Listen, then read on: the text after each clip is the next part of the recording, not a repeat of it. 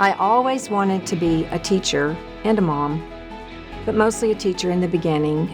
My little sister was my first student. After I graduated from high school, I knew I wanted to be an elementary school teacher, so I started at University of Houston main campus. At that time, there was no U of H Clear Lake 4-year education degree. As soon as I could, I transferred out here to Clear Lake because by that time I was living in Deer Park and it was a much easier commute for me than going downtown. U of H Clear Lake was very small, very much different than it is today. It was only one building. I believe it was called the Arbor Building. There was also a daycare that was out there that some people had their students in, and some of the classes that we took, we worked with the kids that were in the daycare. I finished both my degrees here, but my master's work was all done here as well. I did my student teaching in Deer Park and then was fortunate and was able to begin teaching right away. So when my kids came along, I thought that after the second one was in school that I would go back into the classroom. That was always just what I expected to do.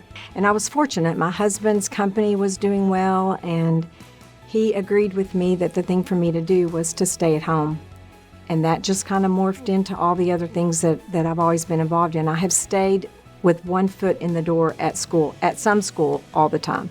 There weren't a lot of moms that were staying at home that would step up and continue to run the fundraising programs and the PTO programs and all the things that we were doing at school. During my time spent at school, I have done everything from PTO president to fundraiser chair at different booster clubs. I was asked to serve on the Education Foundation, and that's one of my favorite boards that I've been on. That's actually where I met Marilyn. So we came up with Education Foundations, and so we work all year long raising money to give back to the classroom to teachers in the form of grants. And that has been the most rewarding thing I think I've ever been involved in. And then about 6 or 8 years ago, I guess, I was asked to serve on the school board.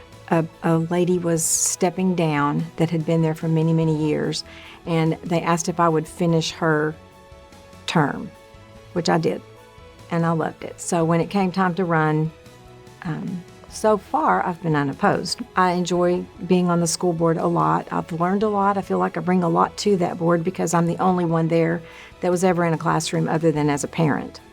So I feel like I have a little bit of the teacher's ear, but I don't have as much business knowledge as some of those people do.